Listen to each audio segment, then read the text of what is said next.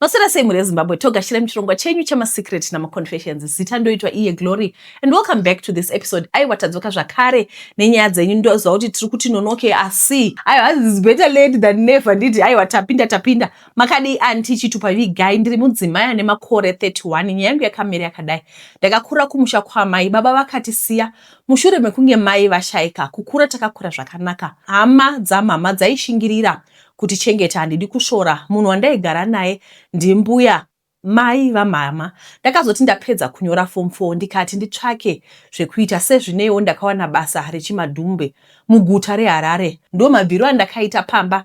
Ndakubasa ndopandakatanga kunotisa kuti kubva ndapinda muno muguta ndinongorota ndiri kumusha kana ndiri kumarinda. Zvinova kana kurota zvinhu zvichibva zvaitika, asi zvinenge zvingori zvinhu zvinondipa kuchema, zvinova zvakandipa kushushikana kusvika ndadzokera kuvabereki vangu kuti pamwe vangazivawo vakandibatsira, asi vakabva vatondipa mhosva semwana anga akurira mumusha muna sekuru. Ipo pandakazoti ndochimira ndega, sezvo ndaiva ndakudzwa ndichienda kuchechi dzomweya, kunova kwandakanoudzwa zvinhu zvakandipa ronda pamwoyo kuti dzokera ikoko kwavari vakubatsire, nekuti chokwadi vanochiziva. Makarevererwa chikwambo, vamwe vakati makaiswa mweya wengozi pamwe nekutemerwa nyora.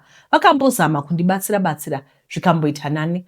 Pakurota apa ndobva ndadzokera kumusha. Futi ipapo ndakanga ndauya kuSA ndokuenda kumusha. Pandakazodzoka zvakatanga futi zvakanga zvatova wese, nekuti ndaiona nyoka hombe iri pamusoro pemvura, kana kuti ndiri kumusha ichitoti ini ndiri mudzimai wayo, kana kuti ndinoona munhu nenyoka vachipinda mumvura vachiti, iwe takakupiwa uri mwana mudiki, nhasi woti unoda kutiparadza.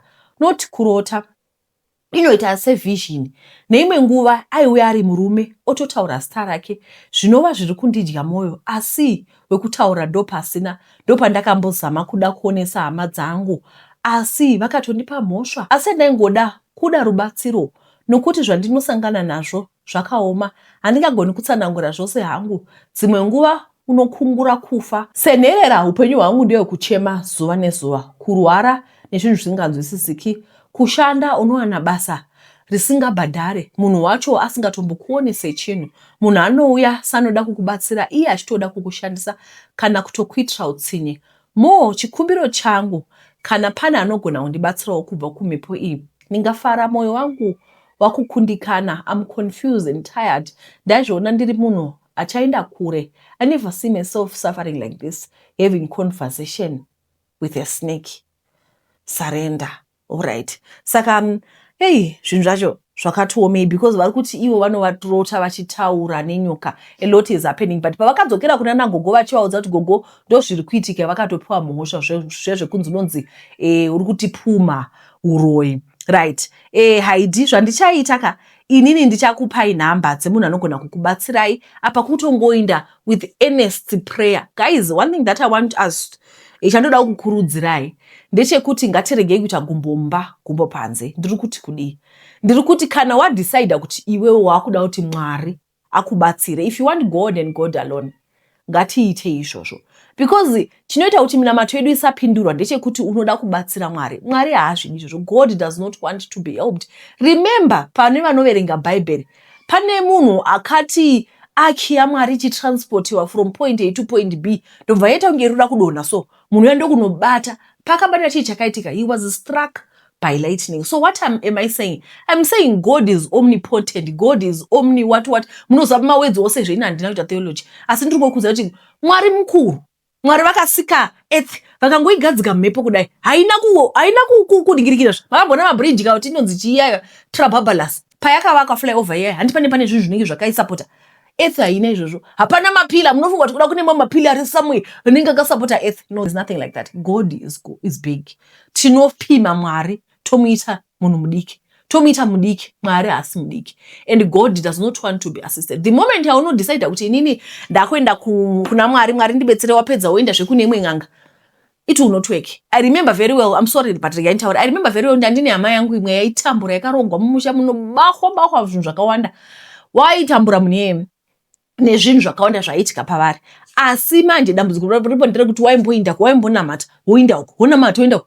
Saka unotozoona kuti vanhu vari kukombita navo ka ivo vanozama kumba vakagara so vakabalansa by 4 legs kudai vakati dzi muna Satani ende vanobhiliva zvavanobhiliva ende havatsukunyudzi. Ivo ndo paunoenda kuna Jesu oenda kuna Satani, oenda kuna Jesu oenda kuna Satani. To not work.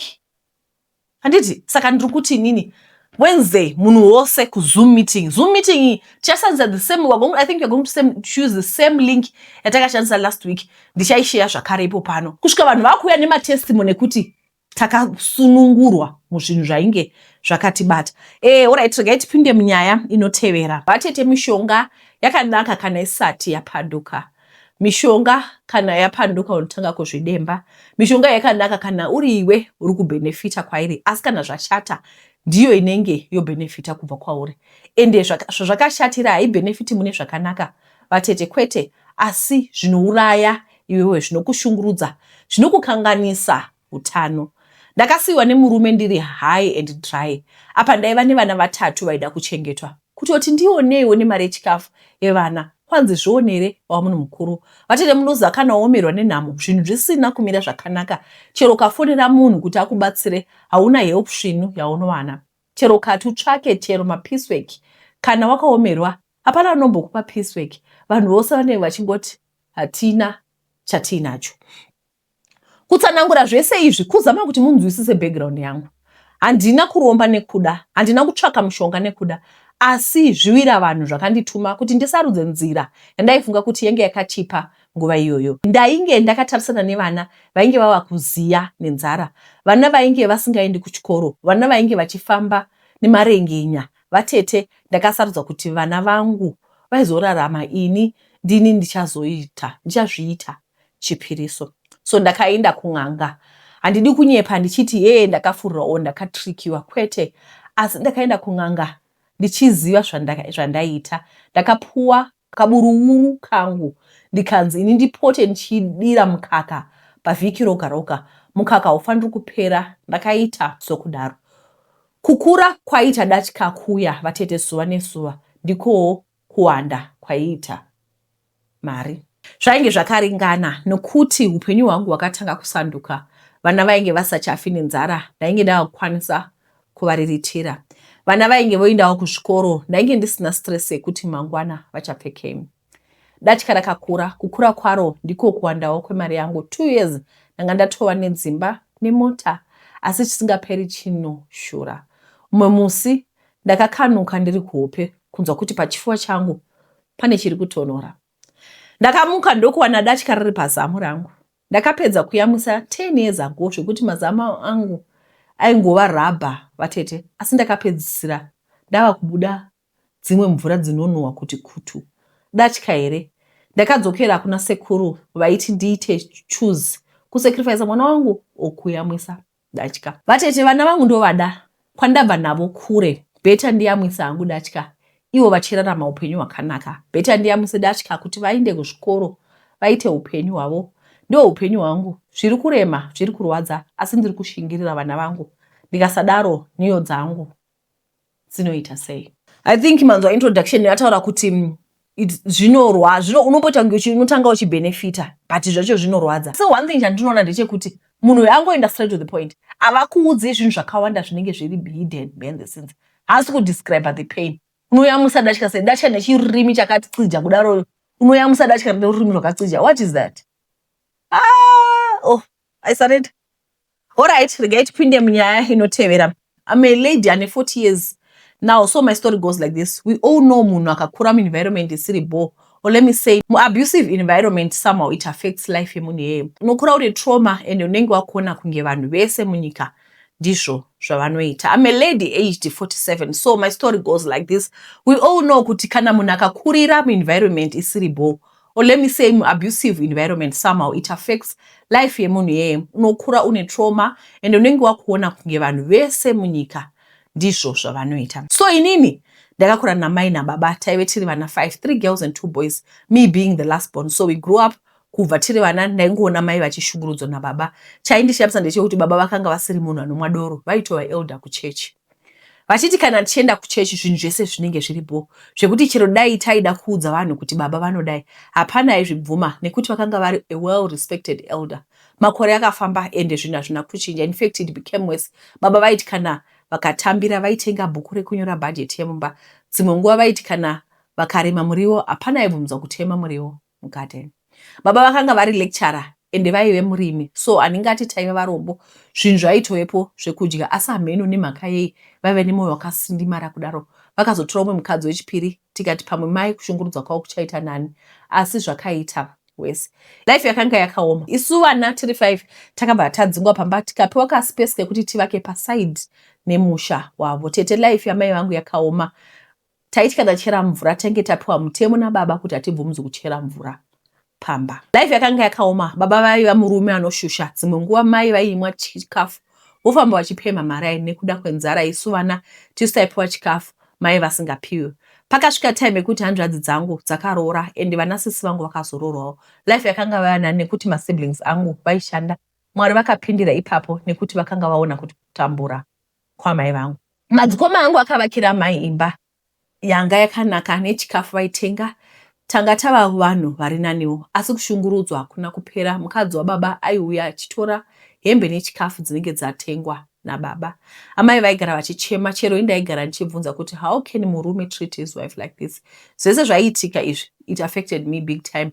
Ndakazviudza kuti I was not going to get married. I started hating men nekuti ndaivaona kunge vanhu vese vakafanana. Worst part, ndakaona the same situation kune sister yangu. She was in an abusive marriage zvekuti vairohwa nemurume apedzazvo oenda onotenga gift obva akumbira uregero, then obva vaita kunge zvinhu zvadovapo. Then ini ndaitoona kunge sisi vangu vakapusa. How can one stay in an abusive marriage like that? Then I discovered kuti I was not the only one who was affected nezvaita baba. My sister vakandiudza rimwe zuva ndavabvunza nezvemarriage yavo vakanditi mom stayed one even though daddy abused her. Ndakatoona kuti ine sister yangu were broken sure ende zvinondirwadza zvese izvi. Ndakazopedza chikoro, got a very good job, I have my own house and car, but I'm not married. Handina kana mwana, handina kana kumborara nemukomana because handina kumbobvira ndava involved nevarume. Ndinotya tete kuti what happened to my mom and sister might happen to me. Handidi kurara ndichichema nguva dzose kana ndiri one ndisina murume, so handina maproblems. I'm at peace actually. Nekuti zvinhu zvandakakura ndichiona handifungi I can manage that. I might end up in a mental institution. Ndakutopenga ndava nedepression. Amai went through a lot. She was strong until the day she left vakugara vega. Tatovaudza kuti vabve, ivo she wanted to stay. Ini I see marriage senzvimbo yekushungurudzwa nekutambudziwa nemurume. Asi ndinoti ndikagara pasi ndofungisisa ndinonzwa kuti I'm lonely. Only if dai ndakatsvaka munhu anondiitisa mwana pasina kudanana, ndaiwana munhu anondivaraidza. Manje izvezvi hapana munhu anoda mukadzi ane 47 years. Ndachembera tete and I don't think ndokwanisa kuita mwana at this age. Handichazi zvekuita. Maybe ndo life yacho yandofanira kurarama. Maybe I need professional help. Ndo nyaya yandiinayo. We had makore, she's 47 and on a childhood trauma, she saw what happened to daddy and mama. I think you guys will remember pane mwana akamboya futi achitaura kuti baba vake vanodriva magonyeti, vairova mama, mwana achienda kuboarding achitya kuti paunenge uri kuboarding unochifunga kuti zvino mai vangu vanani, because she felt kuti she wanted to protect her mom. Chada kutaura ndechekuti kuvanhu vari ma-abusive relationships, especially the abuser, I want you to know kuti pamunorwa paya muchipopotedzana, munenge muchishungurudza vana, munenge muchiconfuse vana, ende zvinhu zvinorwadza to see your parents fighting, ende zvinoaffecta vana in a very big manner. Zvinorwadza, I don't want to lie. Saka manzwa kuti kwaichi, because remember hanzi development is shaped by the environment. Sisi is married she's married to a abusive husband. Saka kwanzi sisi vanoti ingawani mama stayed. Anditi murume anoti, and makambona one thing about these abusive men, anoti akakurova obva atenga magift, vanofara kutenga magift. Apa vakadzi vanhu vane mwoyo wekuregerera, kana atoapologiza, Naomi ngatingozvirega iko hazviperi seka, apa aramba achidzokorodza. Alright, regai tipinde munyaya inotevera. Makaditede ndiri murume ane makore 55 ekubereka uye ndine vana vasikana vaviri. Nyaya yangu yakandirwadza zvikuru muupenyu, chero nanhasi zvinondinetsa. Munoziva kuti kuita murombo chinhu chinorwadza, kunyanya kana uri pakati pehama dzako. Panguva iyoyo ndaizviona sendisina basa mumhuri. Kana vanhu vekumba vakaronga get together kana zvimwe zvaiitika, vaisandi-includa, izvozvo zvairwadza zvikuru. Vanhu vazhinji vezera rangu vakanga vava nezvinhu zvavo uye vakabudirira muupenyu. Ini ndaingova munhu asina kana chinhu, ndisina imba uye ndichigara ndiri roja. Mumhuri medu taive vana 5 asi ini ndini ndega ndaitambura. Ndaitopiwa zvinhu zvisachadiwi nevamwe sekunge ndiri munhu anoita zvekurasirwa zvinhu. Ndaishanda hangu asi mabasa angu aisagara. Dzimwe nguva ndaidzingwa pabasa pasina chikonzero kana kuti varungu votadza kundibhadhara zvakanaka. Ndokundopedzisira ndasiya basa. Upenyu hwangu hwakanga husina kumira zvakanaka.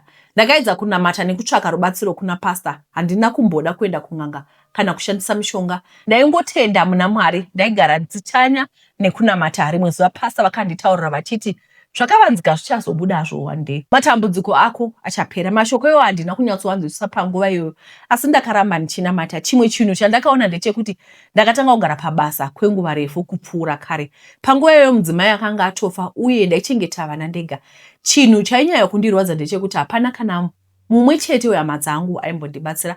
Mabrothers angu 4 vaigara zvakanaka asi ini ndaisiwa ndiri ndega. Dzimwe nguva ndaishuva kuti ndingadaiwo ndivabereki vachiri vapenyu ndivewo nemunhu wekutaurirawo marwadzo angu. Kunyangwe ndaiva muurombo, ndinotenda kuti ndakakwanisa kuendesa vana vangu kuchikoro kusvika vapedzawo kupoli. Kunyange zvazvo vakanga vasati vawana mabasa, ndaiziva kuti rimwe zuva zvaizochinja. Rimwe zuva kwakaitika chinhu chandisingakangamwi. Mabrothers angu 4 vakauya kumba kwangu vari pamwe chete. Ndakashamisika kuona mota dzichisvika pamba. Zviso zvavo zvairatidza kusafara. Ndikabva ndaziva kuti pane chakanga chisina kumira zvakanaka.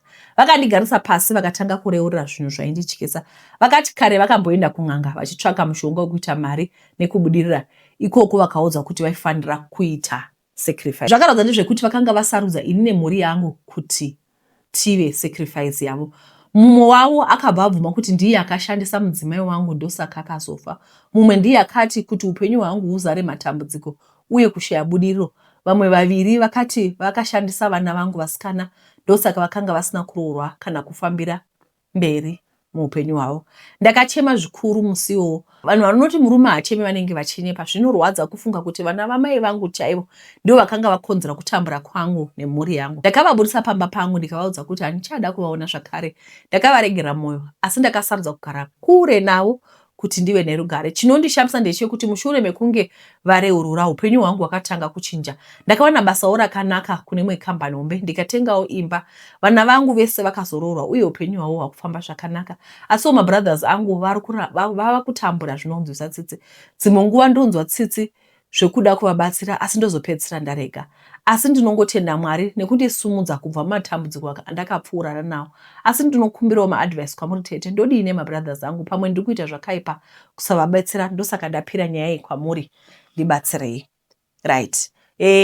I don't know kuti imi munofunga kuti kudii panyaya iyi. Kana wadiscover kuti ABC ndiye anga achikuroya then mushonga wake yaparara, what do you do? Hanzi love your enemies. By loving your enemies unenge uchiisa hot coal pamusoro yavo.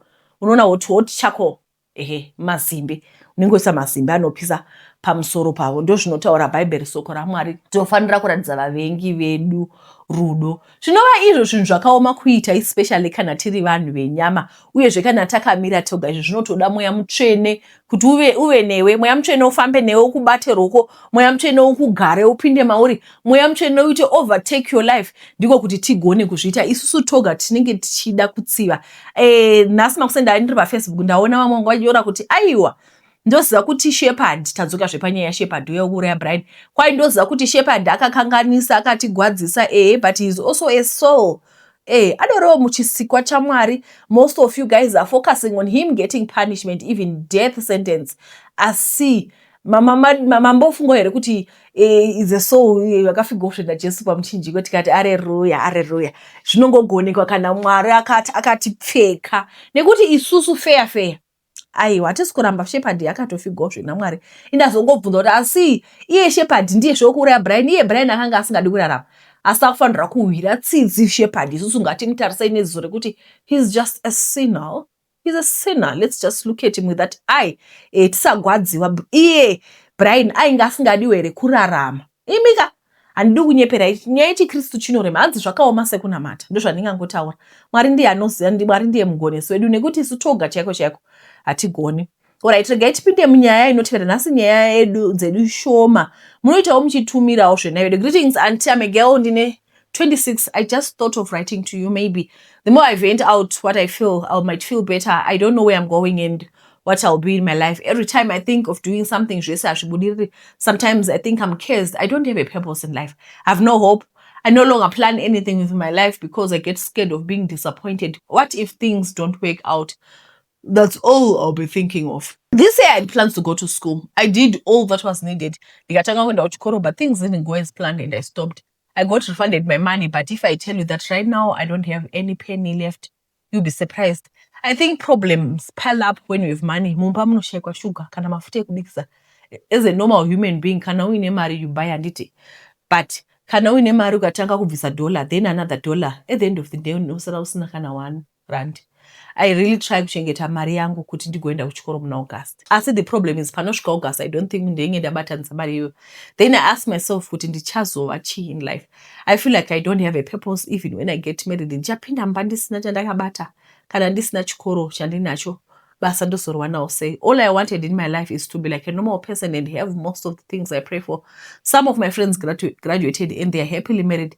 As for me, I haven't achieved anything in life. I feel like a failure and a burden to my parents and even to my boyfriend. I always get sick every now and then. I think in the Satan. Do you know wanzorwara pakaungana vanhu paya kuchechi futi. Zvekuti a lot of people vakutondisa kuti musikana uya. Pakaita kunge pawanda vanhu. Be it kuchechi omukombi. Ndobva ndatanga kutoita ma-attack zvekuti now I feel out of place when I'm around people. I just wish dai ndambochinja nzvimbo yekugara. Pamwe change of environment might help me. Handichadi kuenda anyway. I'm afraid ndogona kurwara. I need help. Be prayers, counseling. Because right now I'm depressed. The worst part, I'm the firstborn. My younger siblings look up to me. So one of these they can understand in life. I just hope things will work out for the better one of these days. Things will work out for the better. She really needs to go to Poly. And I know kuti panapa tine vanhu vanogona kumubatsira because pakatiomei zvechokwadi. Yeah, it's really tough. Right. Tisati tapinda munyaya inotevera pane pachannel panapa I think pane patakamboverenga mwana aiti kwanzi ndoda kuenda kuuniversity aida kuenda kuuniversity akabuda nema8 kabva taisa ma-results ake apa vanhu vakawanda vakati no, we're going to help her to go to university. Now tichiri muprocess yekuzama kuti awane kuenda kuuniversity kuya ndakabva ndamuti ndanotsvaga nzvimbo kuUZ. Guys, I have to tell you this story so that you get the background of the story so that we see the way forward together because ininipo panapa ndatopererwa. From last week, I think I kept on saying I'll talk about it. Saka ndakabva tamuti ndanotsvaga nzvimbo kuUZ. Anditka because pana sponsor varikuti I'll pay for your fees from kuUZ. Neaccommodation zvese zvinodiwa ndichabhadhara ingoenda unotsvaka nzvimbo kuUZ. But iye I think anga ane zvimwe zvaangagara achifunga. Akati iye ndakamutenda kuUZ akati havanditori because ndine 2 years ndabva kupi kuA level. Ndikati girl haustaura nemunhu asina kuenda kuchikoro handiti hapana university inoramba kutora a 50-year-old can be enrolled in any university. Takaendawo kuuniversity. Anyway, ndobva ndaita unge inini handiri munhu asingazivi zvekumauniversity ndobva ndamusiya. Pasina nguva ngani tatogara munhu zero. In fact, anga atonditi iye pane sponsorship yandawana but iri kuti 50% inobhadhara 50 scholarship inobhadhara 50% out of the country. 50% then indobhadhara imwe 50%. But mwana uyu haana vabereki. Ndikati saka iwewe how are you going to pay for the other 50%?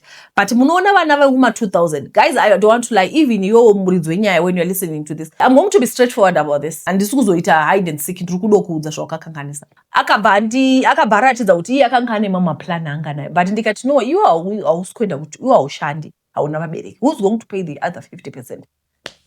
Handina answer yandakawana. Tagara like 6-7 months later 8 ndatokangamwa nezvake mwana uyu. Ndopandakazonzi munhu akaenda kuIndia. Munhu akatonotanga chikoro.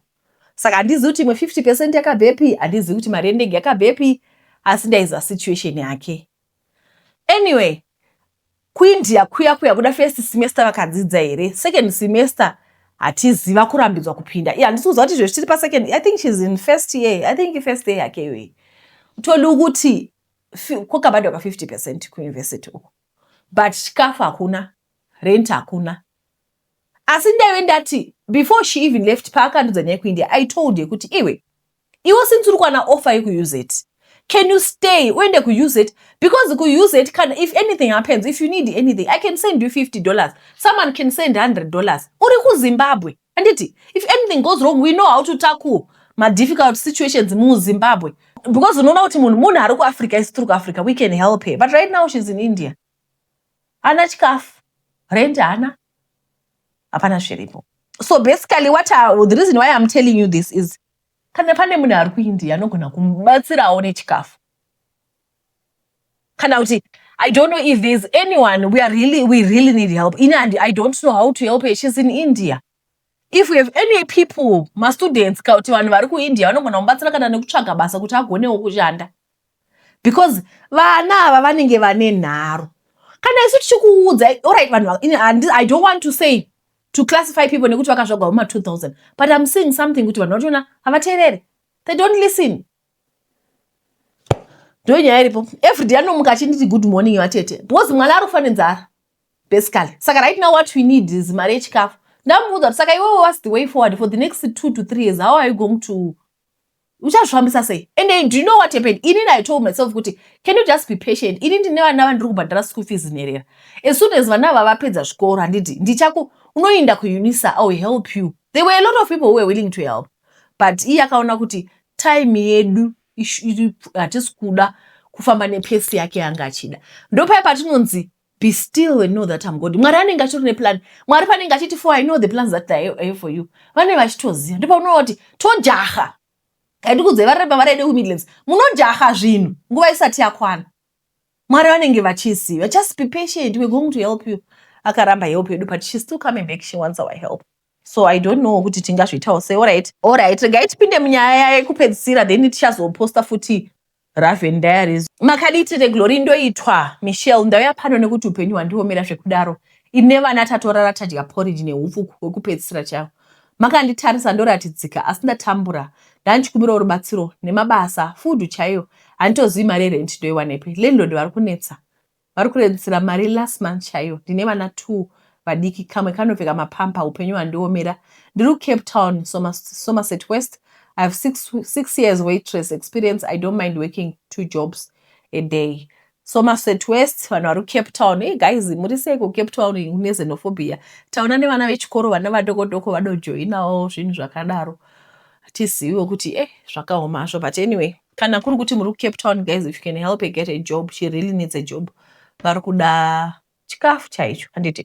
Alright, hi Tete, please hide ID. I'm 31 and unmarried. Hapana kana murume anondichoka. I go out ndakachena, but not even hello zvayo. Nyaya yakatanga isusu chikura. Vana vatete vedu vakakura vane same problem. Kana wakaroorwa murume anongodzamara akusiya. Mbuya vanonzi vaibata mushonga zvemashuwa kusvika pakuita one of my cousins mukadzi wechikambo. I really need help akadai. Ini ndasara ndisina kana boyfriend. Most of my relationships murume wacho anongopedzera angoti see. It ends the same way every time for the past 10 years. Ndatambura neme heartbreak. Please help. This nyaya is coming from TikTok. Next week Wednesday, we are muti joinewo kuningirikeni Zoom meeting. Patinoita Zoom here. Guys, there are certain things that I can do per TikTok and certain things that I cannot do. Mainly we post on YouTube. Anditi. Saka vanhu vari kuTikTok. Patinoposta ma link ema Zoom meeting. For you guys, apana pandinogona kuposta. Saka ndokumbira kuti muuye kuYouTube. Mukati follow kuYouTube you won't miss out on a lot of things because YouTube ine create pekuposta ma link it makes YouTube is user friendly and toita communication, most of our communication toita kuYouTube. Saka ndokukumbira kuti vanhu vakasenga zvinorema, vane zvikwambo, vane chii, vanhu vakasenga zvinorema vose vanoda kunamatira uyai mujoine Zoom meeting. Toita meeting every Wednesday. It's a good time for us to catch up. Aiwa kunonakidza kuZoom ngoko nekuti kana even chechi yapera vanhu vaenda vamwe vanosara vachitaura nyaya tichitaurawo nyaya. Guys, I think it's nice and I also like it because remember papa ndiri kutaura nekamera but manje kuZoom tichitaura takatarisana kudai mumaziso ende munoziva kuti nyaya dzinonyatsoda makanyatsotarisana mumaziso kudai inika. Right. Ndinokutenda nekuona chirongwa kwamaita muzora nhasi nyaya dzedu dzaita shoma, asi ndinoimba kuti tadzidza zvishoma panyaya 1 or 2 dzatawana nditi patiri kupinda muweekend apa ndinokurudzirai kuti murambe muchitumira nyaya dzenyu so that we keep the lights on eka ko kana pasina nyaya tozolaitirei malight saka musarega kuramba muchitumira nyaya dzenyu handiti ka ndokutendai nekuona chirongwa kwamaita. Mwari akuitirai zvakanaka. Ndatenda. Bye bye.